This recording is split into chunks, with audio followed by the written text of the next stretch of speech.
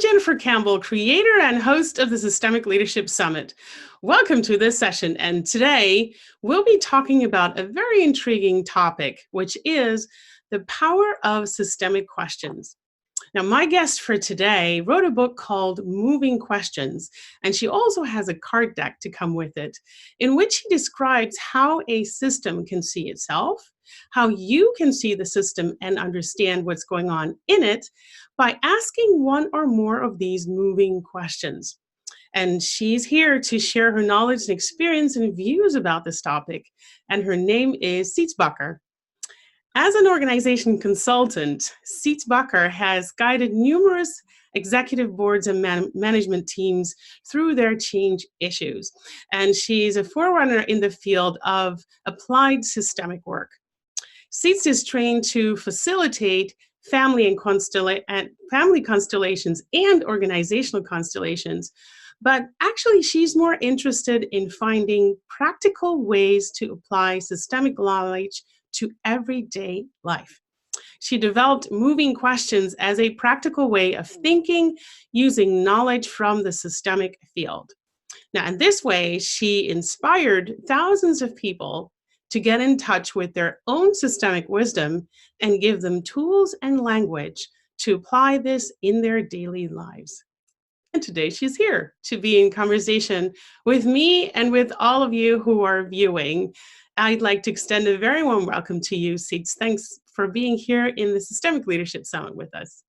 Thank you for having me. I'm excited. Yeah, well, so am I, because we have a very intriguing topic when it comes to the moving questions. But before we dive in, I'd like to hear more about what fascinates you about the systemic and systemic work. What led you to become a facilitator in organizational constellations, and what really triggered your interest in applying this knowledge in our everyday life? Well, the short answer is, to me, all this knowledge and all this way of working and thinking comes to me as extremely natural. Mm-hmm. Each time I learn something new about systemic work forms or ideas or concepts, I think, oh yes, of course. And this started from the very first constellation I attended.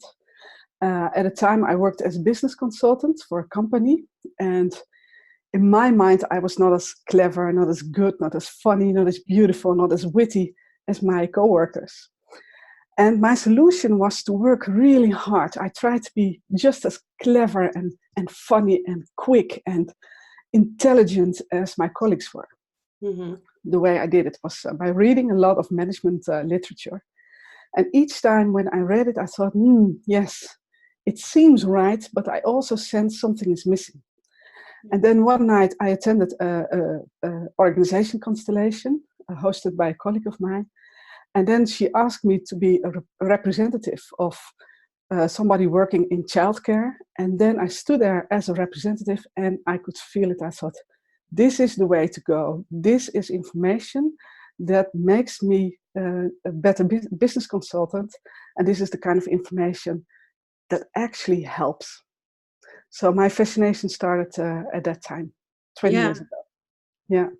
Wow, thank you for this introduction, for sharing, because this is a very particular aha moment where it clicked for you as I imagine, as you're standing in an organizational constellation, and that this doesn't only bring something for the constellation itself or for the person who had a question around their organization, but also for you as you're fulfilling a representative role in that constellation.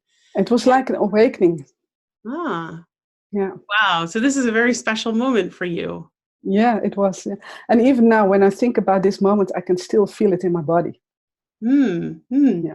So it's also a very kinesthetic and visceral type of world that you sort of woke up to as a source that you could actually work with as a consultant.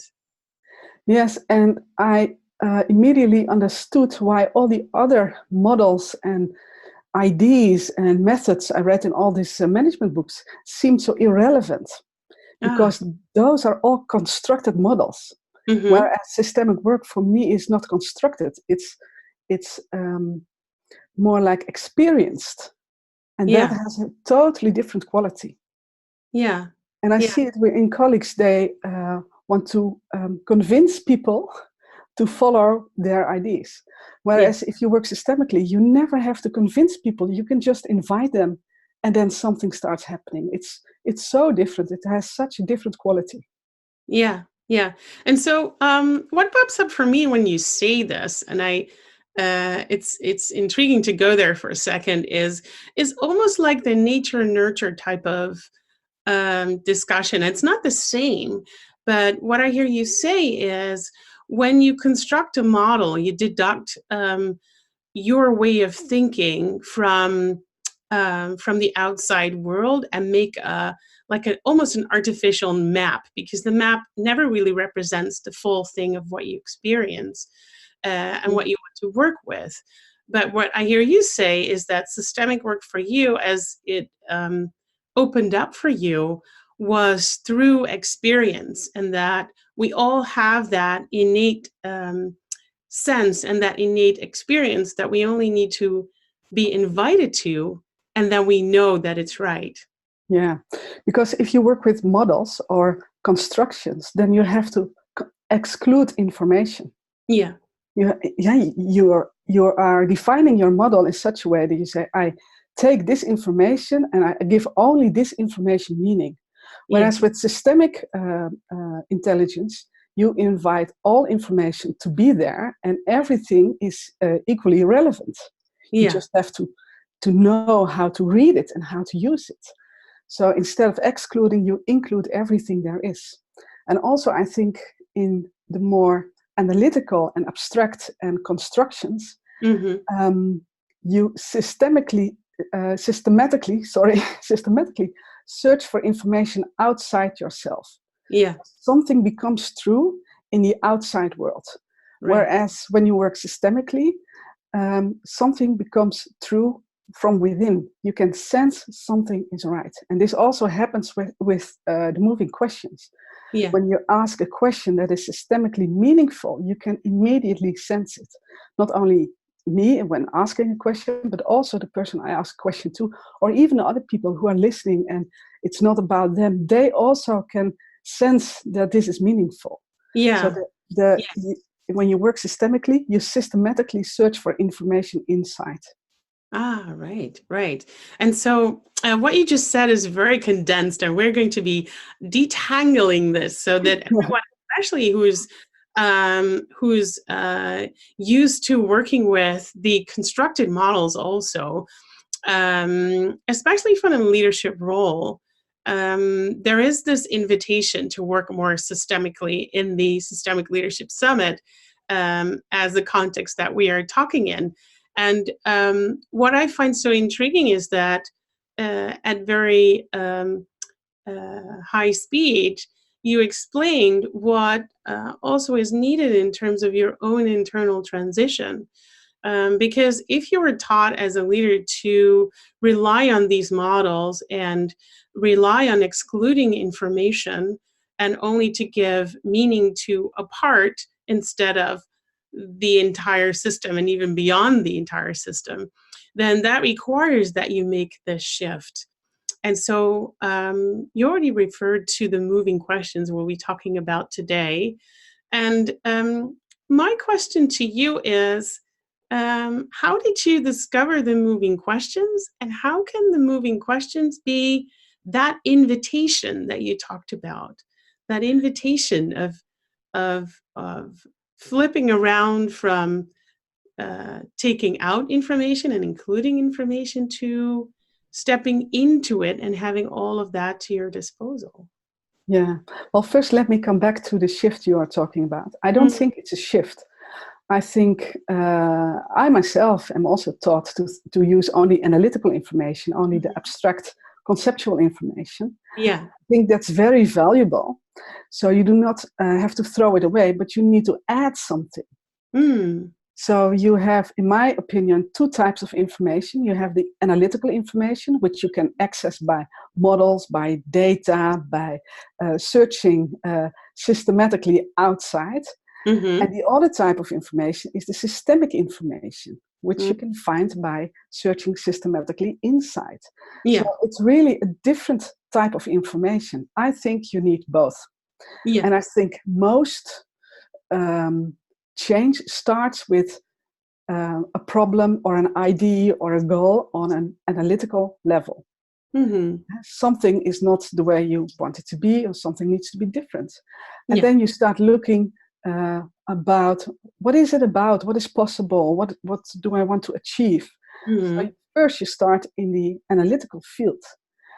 Then you can add information from a systemic level, and then you start searching what is it connected to, what is this a symptom of, or etc., etc. And then you get back to the analytical level to make either a plan or make a decision. So I think you need both. Yeah. So instead of calling it a shift, you say there are different kinds of information, and there's a way of using both types of information, especially in a context of change or trying to generate new ideas or innovate or tackling problems, that there's a sort of alternating between the analytical or the more reductionist and the systemic, and then back to the other again. And what I also hear you say, or was clicking for me, is then that in order to define a problem, you need to reduce the information. Otherwise, it's just all there and it just is. Whereas if you want to change something, you need to reduce it to give meaning to what exactly is the problem, or what exactly is the thing that we want to shift or work on. So that's also very interesting. Information without meaning is just garbage. It's just an overload. Or it just is, depends on how you want to look at it. Does that mean then, does that mean then that in the systemic there are no problems? Possibly. Interesting. But a problem is you're not satisfied with the current situation. And also for me, I sometimes find myself experiencing problems which I know have systemic roots. I have to solve something with my family. So still this is a problem to me because I cannot do what I want to do. So I do think you can have, it's just how you define it. So why not just work with problems and say, use the analytical information and add systemic information, and together they are a rich source of ideas and solutions. Why use only half of it? And also I have some colleagues who are very into systemic work, and they only want to use systemic information. To me, that's poor thinking. Why dismiss the analytical information? There's both. So we can be systemic about the type of information that we find ourselves, and there's both of them. At least, maybe there's even more. But we're going to reduce things a little bit and talk about moving questions and how that relates to this. Because when we look at the world, and especially you and I work in organizations professionally, and we work with organizations, leaders, people who have problems or who want to expand an idea. And many are focused on finding answers. And what I find so intriguing about moving questions is that in this conversation, we're going to talk about questions. And so could you share with me, why did you decide to write a book about moving questions? First there was this card deck, 50 moving questions in cards. And this was the result of my search of using systemic knowledge without having to have a constellation. Okay. And this already happened at my very first day of systemic training, the Mm-hmm. very first education I followed as a family constellator. Yeah. And I can remember looking at what was happening. The teacher was doing a demo, and then some students were trying to do the same thing. And it was really painful to watch. And I thought, this is interesting. If this knowledge is so valuable and so rich and such a source of possibilities, why do we only have this way of using this knowledge?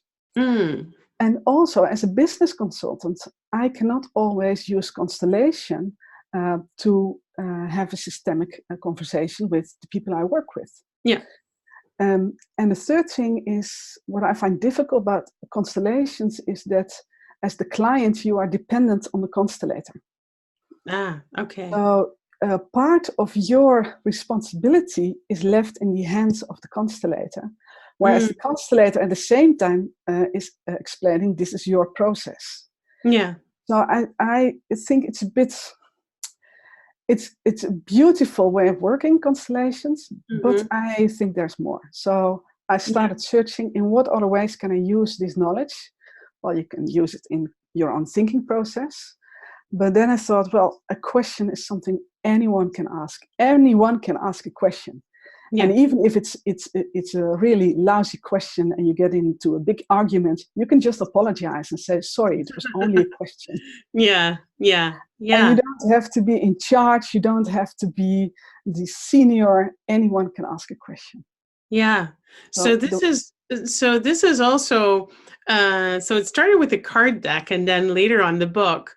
And what you're saying is you were looking for more ways to see and retrieve the information and make that as accessible for more people and through more ways and take out the sort of the dependencies of constellator. Yes. So in sort of in the context of the summit, we see that a couple of our sessions are very much focused on seeing the system and revealing the system and increasing awareness in the system and getting all the information out in the open so that it can then be worked with. And the route that you chose, amongst others, is through the moving questions. And so what is a moving question and how is it different from a regular question? Like, for example, the question I'm asking you, is that a moving question or is that a regular or a different kind of question? So what are moving questions? It's really easy to check. So if your information is on the analytical level, then it's not a moving question. Okay. If you really need the answer, if you need the information from the answer, then it's not a moving question. If you zoom in, then it's not a moving question. Those are all analytical questions. With moving questions, you are aiming to restore connections. You are searching what is connected and where are no connections where you expect them or where they should be. And then through the questions, you restore the connections. And if something is connected, then anything can flow through it. Life, energy, ideas, love, fun. So you need connections in order to make something happen. Something that is not connected doesn't exist. Yeah. If you have a smartphone, but you don't have Wi-Fi, you can hardly use your phone. Yeah. Because Yeah. it's not connected. Yeah. And if you and I are connected in this conversation, then lots of things can happen. But if I'm in one place and you're in another place, hardly anything can happen. Yeah. So you need connections, and moving questions are about looking what is connected and restoring connections that should have been there. Yeah. Yeah. And so so it's about the connection, and I really second the when you're looking at problems systemically, that connecting the disconnected is one of the first things that that help you to move forward. But then still, we are connected in this conversation, and So the fact that I'm asking you questions are about finding an answer. Does that mean that they're not moving questions? So what is the difference? Yeah, because the questions you ask me is because you want to know more about it. You want to know what are moving questions. So Mm-hmm. it's the information, and you want me to give details. You want me to give examples. Uh-huh. And if I don't answer your questions, you will feel unsatisfied. This is So it's about that. it's the analytical information. So your brain needs to be fed with more information about the moving questions. Ah. And then if we need something else to happen, we need to solve a problem, or we want to generate new ideas, Mm. and we need extra information, then we can ask each other moving questions to add information from the systemic levels. But Yeah. for the purpose of the Systemic Leadership Summit, the analytical information is enough. And this is why you ask analytical questions. Okay. Yeah. Okay. So I'm wondering about that. And maybe this means that we are at the first stage of what you described earlier in our conversation about um, the entry point of trying to solve a problem or to see things differently is to go through the analytical phase first, and then go to the systemic, and then back to the analytical. Yeah. Because our conversation, as we're now having them, some of the questions are definitely about retrieving information and on the analytical side in that sense. But they are also meant to open up the world of the systemic more. And so Mm-hmm. it's also intriguing to see if we're talking about moving questions, and Yeah. questions are part of that. Um, I guess I'm asking you, is there a way to demonstrate moving questions in our conversation at the moment? Yeah, we could do that, but then it would be more personal between you and me. Okay, all right. And a part of moving questions is the question you ask. And the Mm-hmm. second part, equally as important, is what I call how you organize yourself. What quality of presence you create in yourself as a holding space, what is Hedda Platt talking about, as a holding space to make something happen. Yeah. So if I'm a teacher and my attention is at home, then the people who I'm teaching at that moment, they will be bored and they will be annoyed with me. They don't know why, so they will start giving feedback, probably on an analytical level, whereas they are responding to something on a systemic level because I'm not really present. Mm-hmm. The way I prepared for this conversation was talking about moving questions for the Systemic Leadership Summit. So sharing information. So in the quality of my presence, in my energy at this moment, is not something which is personal between you and me as human beings. Okay. The holding space I made for myself in this conversation is a different one. But of course, I can change it if you want. Well, it would be really interesting. Not static. It would be really interesting, and if you're willing to play with me, because for me, these sessions, and many people who attended the Systemic Leadership Summit know this of me, and how we are in the different sessions with various speakers, is it's not just to blurt out information and to retrieve that. For me, things may happen in the here and now. So we could take at least two different routes, and maybe there's more. But my next question would be, do you have any examples of moving questions so that people have an idea of how that's different from a non-moving question? Yeah. But you can also ask me a moving question, and then I'll see how present I can be to that and see what happens. So I don't mind which one we do. Yeah. Well, let's see what happens. I feel invited. Thank you. You're welcome. And then I can respond to the field we are creating together. Okay. So if I do it now by my mind, it will be a weak question. So we'll see what happens. But of course, I'm asking these type of questions all the time. Yeah. And one time, not so long ago, I was having a conversation with a vice president in his office, doors closed. Mm-hmm. In the culture of this organization, doors closed meant do not come in. Okay. So we were talking about some things, some business. And then suddenly the door opened and one of his managers just came in and bringing a report of something he had done. Mm-hmm. And this is really strange because he just flew in and didn't knock and didn't ask, am I interrupting? He just started talking. Yeah. And I thought, what a strange situation. So the first question in my mind was, in what situation is it normal to behave like this? Because for the manager, he must have had a good reason to be so brutal and interrupt our conversation. So that was the question in my mind. In what situation is it logical to behave like this? And then I looked at the vice president and I was just sensing, how is he responding? Is he shocked? Is he angry? Is he irritated? No, he was actually very patient. Mm-hmm. I thought, that's interesting. What is he responding to be so patient, which is not normal. He could have been more angry or whatever. And the manager left and he closed the door. Uh-huh.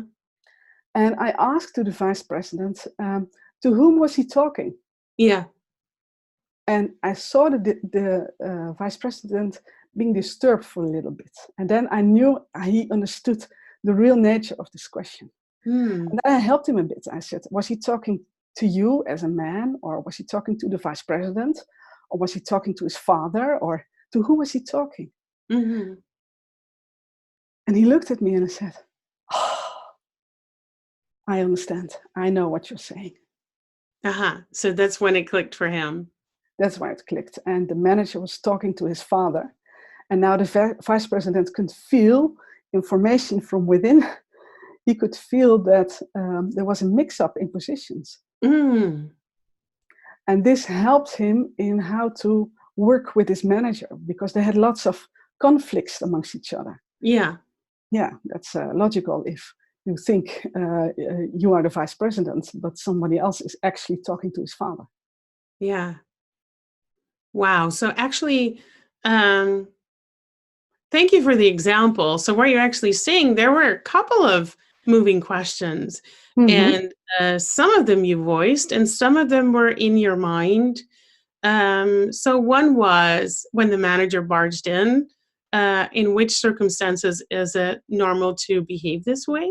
Yes. And then the other one was with the president to say, or the vice president, or the vice president, yes, the vice president to say, to respond the way he responded and to be calm, and under which circumstances is that normal, or what is it that moves him to be the way he is right now? And then the third one is one that you actually voiced to the vice president when the manager left again. And that one you spoke out loud, and that was an invitation to the vice president to think about that sort of interaction that had just taken place. Yes. And what clicked for him, obviously, was then that maybe the behavior is taking place from another system rather than the official organizational hierarchy, where you normally do not behave to the vice president like the manager did. Yes. And the way working with these questions is effective is because I organized the quality of my presence in such a way that I did not care about the answer. So there was no right or wrong answer, or I didn't hope that the vice president would give a certain answer, or the questions themselves are only meant to open up the world in which you can associate and make connections and sense and explore different possibilities. Yeah, yeah. And that's a really important part, because you can ask the same question: to whom was he talking, the vice president, you or his father, hoping for one certain answer. And then it becomes a really different question. It's a really different intervention. Yeah, yeah. And so how do you then come up with such a question? Or like you said, it's important to be present and to not be attached to the outcome or the Mhm. answer. Um, Yes. but how do you come up with a moving question? Well, there are a couple of questions you can actually always ask. Uh-huh. One of them is, how old is this?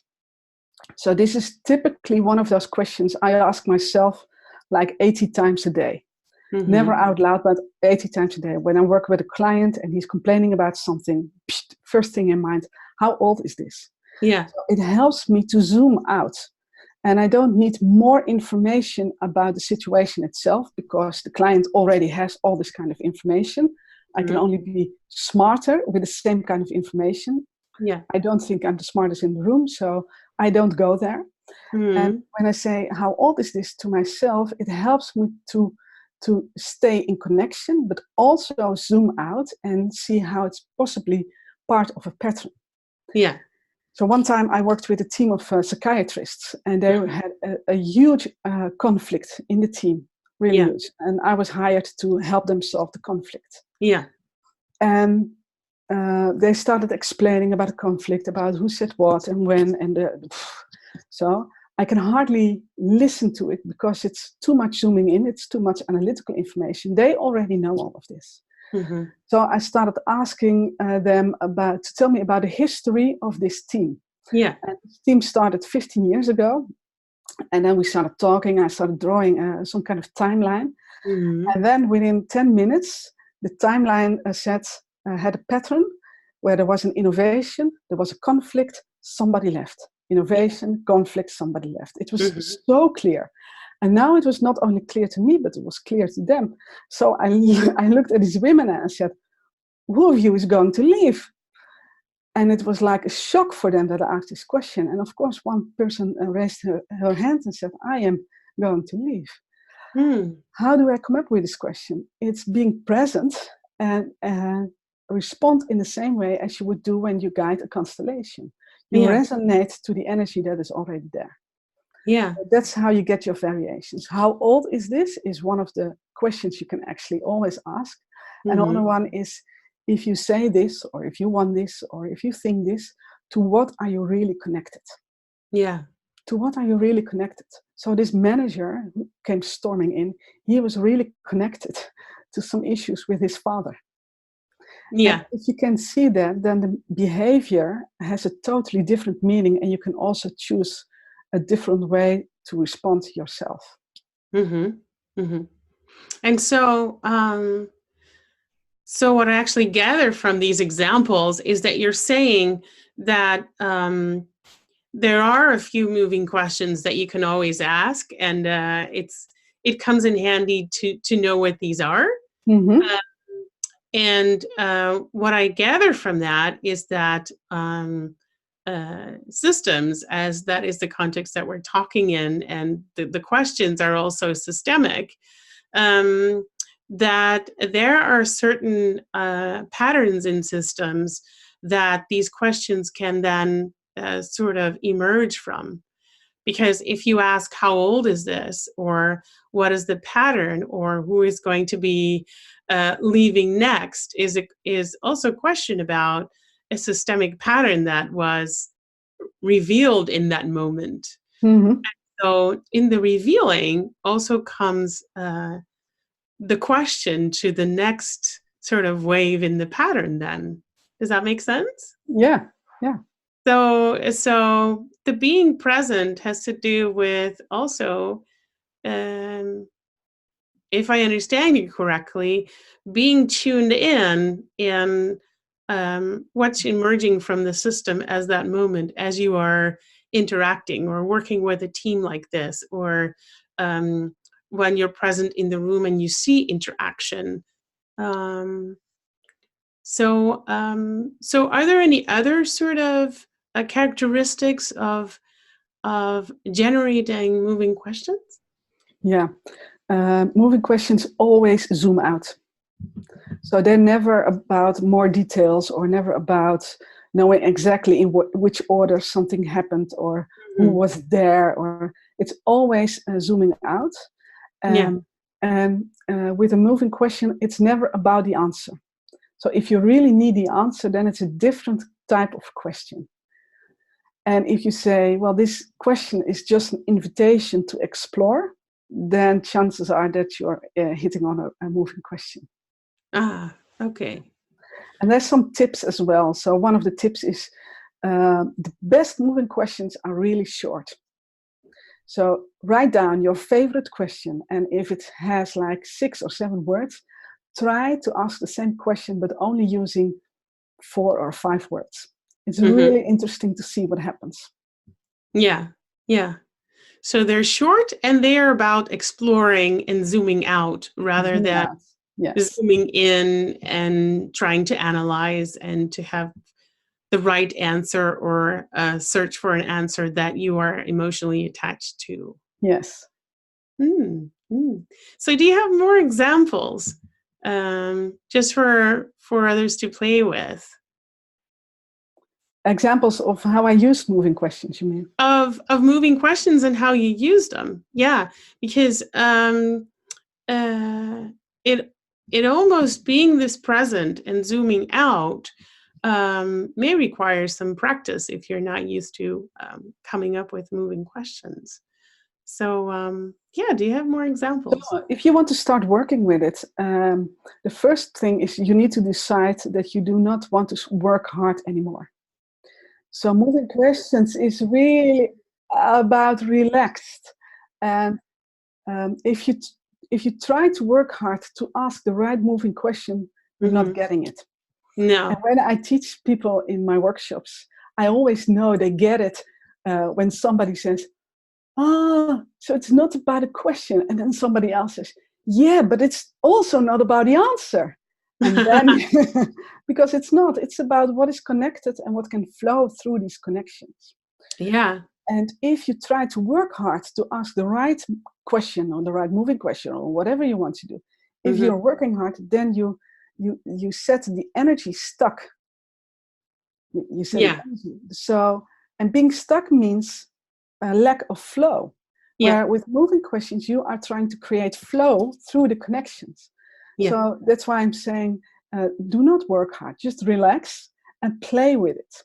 The character of a moving question is always an invitation. Invite the other to check a connection or to restore a connection. If they don't want to, fine, good enough. It doesn't say anything about you, that you're not good enough or whatever your issues are. So it's always an invitation for someone else to lay connection. If you ask moving questions to yourself in your own thinking process, do it like a little cat plays with some wool. It's playful, it's light, it's tingling. And this is the best way to start working with moving questions. So this really leads me back to what you said in the beginning when I asked you what fascinates you about systemic work and why did you move in that direction, is that you noticed that you were at some point in your life, you realized that you were working really hard. And that a systemic way of working is actually not about working hard. And when I combine that with flow, also what you just mentioned, it's almost as if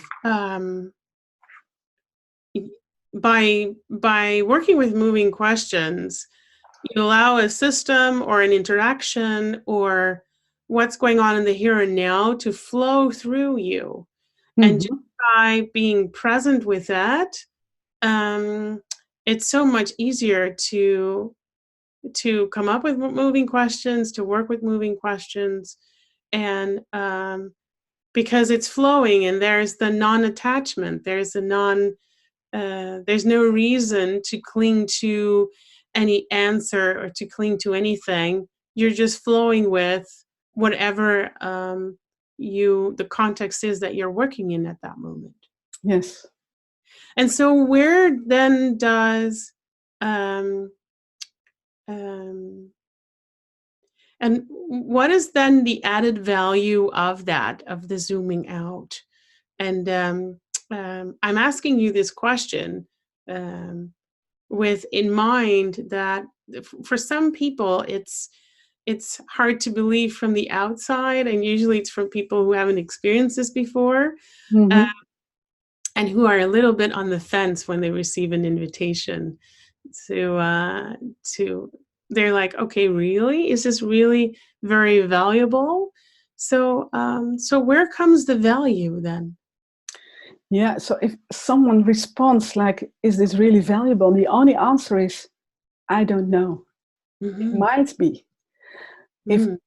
I think something is valuable for you, then I start projecting my wishes, my ideas, my wants and hopes for you on you. Yeah. Then I make the space for you, the field for you, I make it smaller. Uh-huh. So Yeah. I'm starting to define what is right and what is wrong. This will not help you. Mm-hmm. So Yeah. if somebody says, I don't know if this is for me, I always say, yeah, you're right. If you don't know, don't go there. I'm only inviting you to be where I am and to check what I know. Mm-hmm. But if you don't want to, or you think it's bullshit, or you're not ready, or you find something else much more interesting, of Mm-hmm. course, go there. Yeah. Go. Yeah.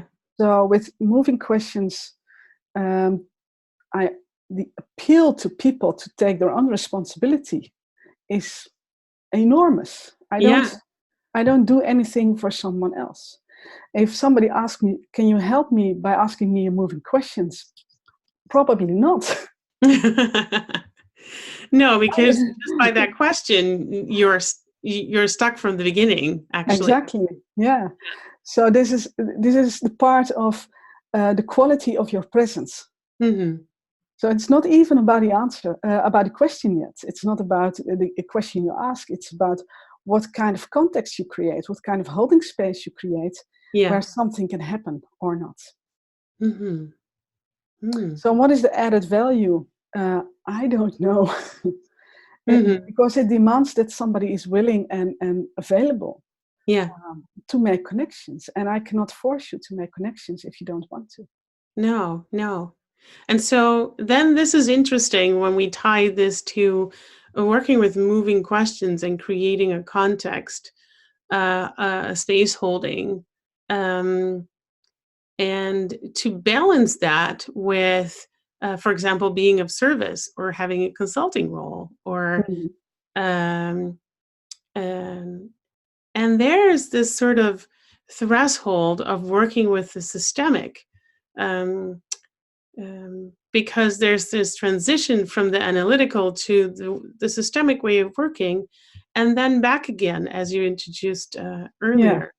And I'm really interested also in those transition points, because when we just go to that example that you shared about the manager barging into the conversation that you were having with a vice president in your client organization, and then when he was gone again, you asked the moving question that you did.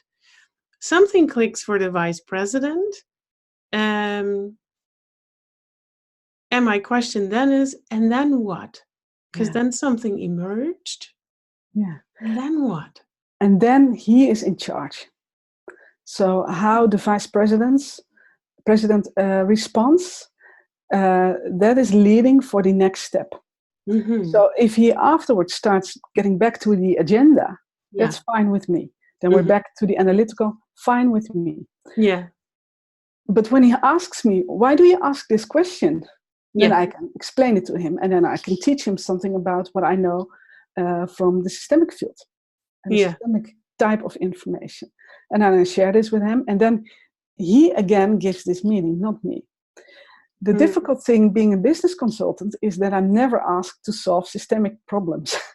I'm always paid for solving analytical problems. So it always starts there. And for us, working with systemic knowledge, I think you have the same experience. Mm-hmm.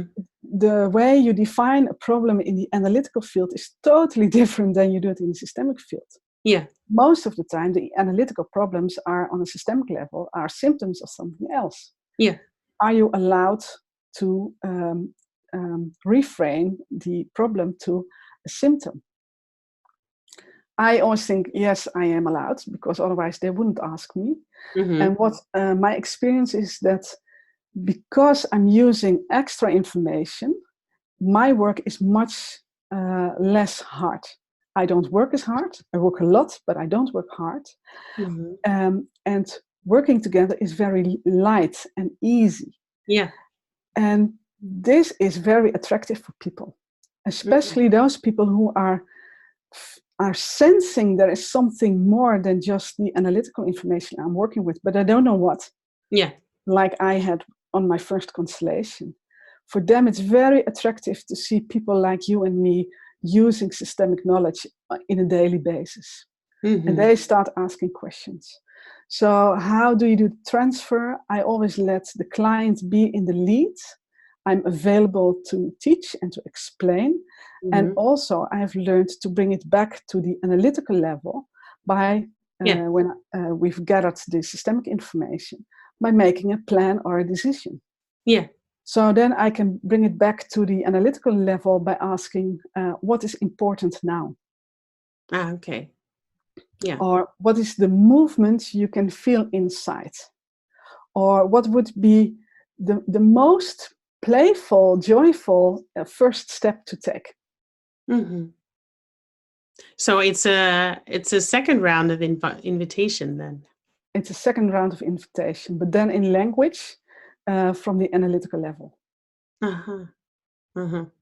So we've been zooming out, and now we're getting back. Like to zoom in. That's basically what you're inviting them to now. Because if you only zoom out, people are very unsatisfied because they are so trained in ending a conversation or a meeting, in having a decision or having take an action step. What is your first step? What's your plan? What are your...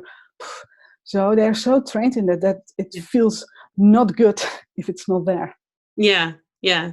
This is something that I also recognize from when we get back to the constellation work, that after constellation, at some point the constellations stop, and we've had an experience or we've seen things, but quite often we need to let it sit and cook before more things actually fall into place for us, and where we can bring it back into what I call consensus reality of, okay, what happens now to the bigger picture or the more information that I gathered from this constellation, and what am I going to do with it, or what needs to happen now for me? And that transition time can also allow for those emotions of not knowing where you are, or dissatisfaction in terms of, wait a minute, what do I do with this now? So there's also this importance of bringing it back to the zoomed in situation. And this doesn't exclude that something else starts happening in the days following. Yeah, because it's flowing, and the flow is already there, except that you can actually see it now, and you can experience it at that point. So it's also about allowing it to flow even further and be informed by that in terms of how you can then zoom in again, or when you bring it to, okay, what type of decision or action do I want to take next? Yeah, and the flowing feels so good, especially in contrast with being stuck. Yeah. When new connections have been made, people don't want to get back to the stuck situation. No. Yeah. Because the stuckness is also a confirmation of the disconnect. Yes. And what people then feel so happy about is to be reconnected at probably more levels than we can articulate, after having more systemic information and more flow, and after having experienced that. Yeah, being in flow costs less energy than being stuck. Yeah. In nature, everything is flowing. Nothing remains the same. So if people are keeping opinions or ideas about ourselves, or what is right and what is wrong, or what is supposed to be. Those are all different types of being stuck. Yeah. And Yeah. if they are allowed or experience how it's reconnected to something meaningful, then it goes by itself. And then Yeah. for me, in my work as business consultant or teachers, I don't have to do anything. I just have to be present and hold the liminal space for them, because it's a new situation and anything can happen right now. Yeah. So in the quality of my presence, I let them play and sniff and be joyful and relax, getting used to this new flow. Preferably, I withhold them from taking action in the same minute. Just first explore what is possible and then take a step. Yeah. Yeah. And so thank you for sharing about how you work with the moving questions and the describing the process of how you do that as a business consultant. And so I guess my next question is, if we want to, if, for example, the people are watching now, some of them are leaders, so they have different roles than you and I do. Would the process look the same, or would it look differently? Because at some point, you mentioned that in the case of the vice president, um, they have sort of an insight because you ask them a question, something is flowing, and then it's up to them where they take it next, whether they go to the agenda or whether they do something else. But if you fulfill a leadership role in an organization, does it then go along the same lines, or does it look differently? What is your take on that? Well, the basics are, of course, the same. The two parts, how the quality of your presence and the questions you ask. Yeah. So for a leader, giving a presentation to the people working for him or her, the quality of his or her presence at that moment is more important than the message itself. Yeah. Because the quality of the presence determines whether people accept or believe or want to take action or not. The quality of presence is more important than the message. Right. And this also goes when you are the chairman of a meeting or trying to make a sale, or it doesn't really matter.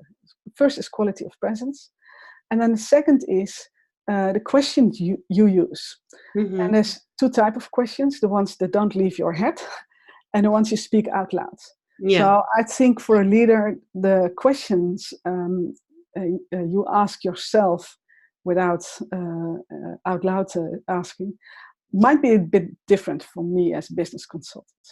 But still asking how old is this can still be a good question, but I don't expect a leader to ask it that much. So one can make your own set of your own questions. You can always ask yourself like 3 or 4 questions from which you know they hit the systemic level to organize your thinking and to determine what you're going to do or to say next. Yeah. And then the type of questions that come out of your mouth, they can be the same, but the most important thing is that it's an invitation to connect so that life can flow again. Yeah. People feel connected. They are willing to work hard, to play hard, to give their best ideas, to make sure things are going right. If they're not feeling connected, or they're not feeling accepted, or they have the sense they cannot use all their talent, or that their talent is being abused to do whatever, then less life will flow through these connections. Yeah. Yeah.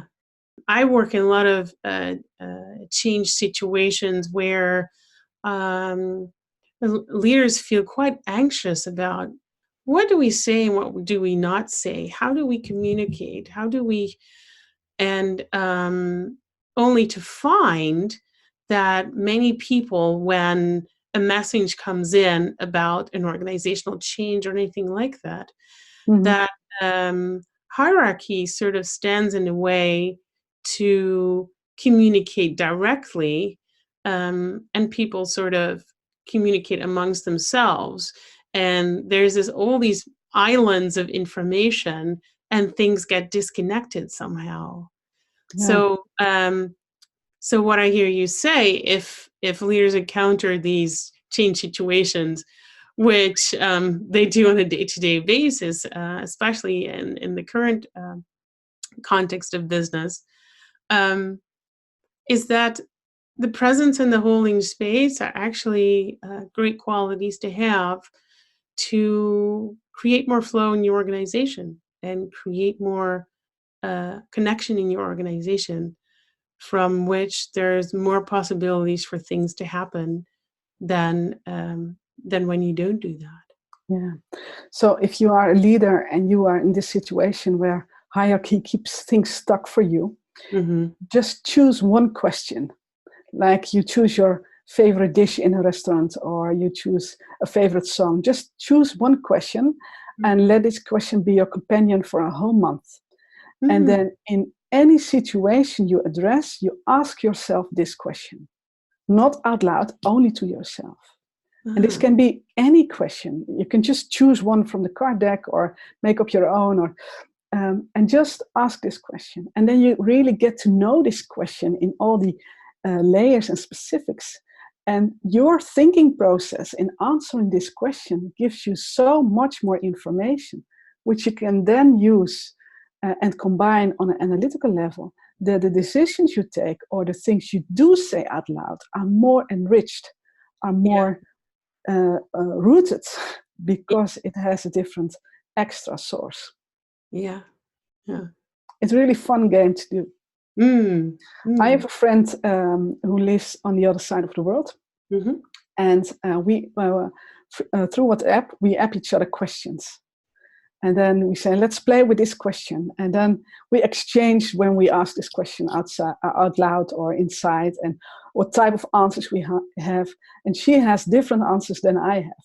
Yeah. And that's so interesting, because it's really educating, it's playing, it's mirroring, and at the same time, it's relevant to our daily situation. Yeah, yeah. And most likely strengthening and creating more flow in your connection as well. Yeah, of course. I learn a lot about myself by reading what she's WhatsApping to me. Yeah, yeah. And so what I love about your suggestion about taking one question and then being with it and asking it to yourself for an entire month, this is like a presence type of exercise all in itself. Yes. Because it's so easy to drift away from that and ask a million other questions. But when you really look at your organization and you sort of go into the depth of just one question, that requires that presence that we've been talking about before, and it requires the stance of exploration that you also mentioned, and the non-attachment to the answer. Yeah. Wow. So we've almost come to the end of our conversation with regards to moving questions. But I think I have one or two more. And one is, and you referred to that in the beginning a little bit, but if you compare yourself to right before the moment that you stood in that constellation and you were doing your work as a consultant, and where you find yourself now, where you have different ways besides constellations, moving questions, and probably also other ones to work and play with. How did that impact your life and the systems you work with?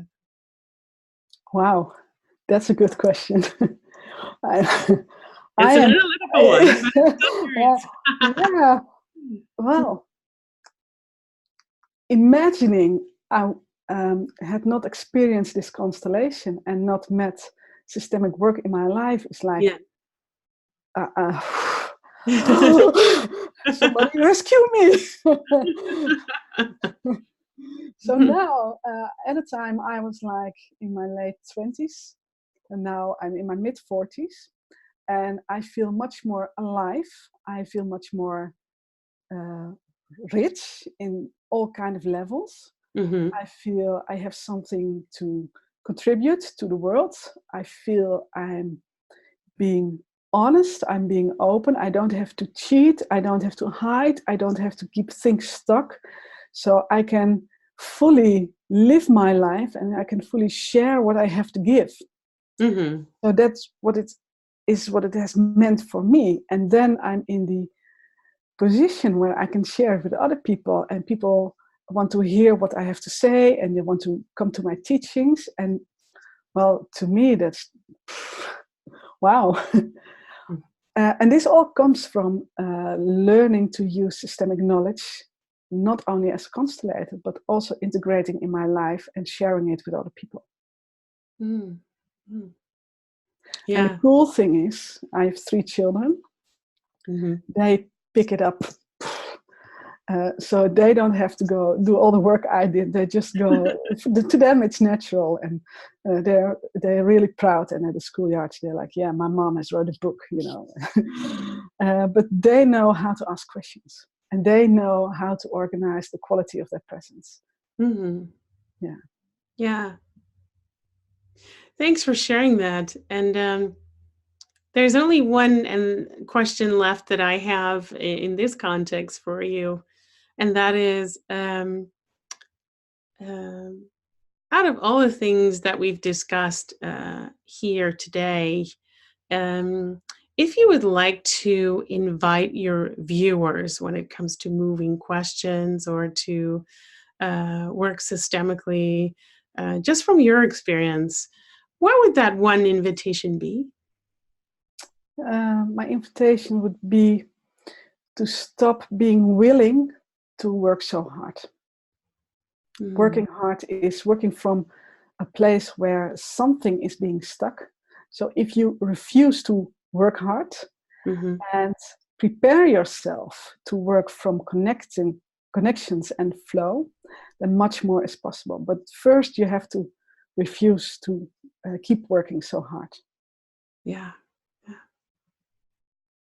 Siets, we've been talking about moving questions, about your transitional journey from working hard uh, to being open to the systemic and to using that in your daily life and in your work with your clients. Um, we've been talking about so many aspects of what how you can create more flows in systems by being more present and being less attached to the answers or the outcomes that the moving questions that you ask may bring. And we listened to a couple of examples that you also provided, that what the impact and value can be that comes to the surface once a moving question is heard on the other end of the connection. So I'd like to say thank you so much for being in the Systemic Leadership Summit with us and sharing about moving questions. Thank you for inviting me. It's been a joy to share it with you. And I hope it will bring lots of flow and pleasure and unstuckness to anyone watching. Yeah, yeah. And actually, I'd love to hear from everyone who's watching and who is at least intrigued and invited by what we've been discussing, Siets and I, today. So please share your insights or aha moments or your ideas for moving questions in our online summit community space. Thank you so much for watching. See you next session. Bye-bye.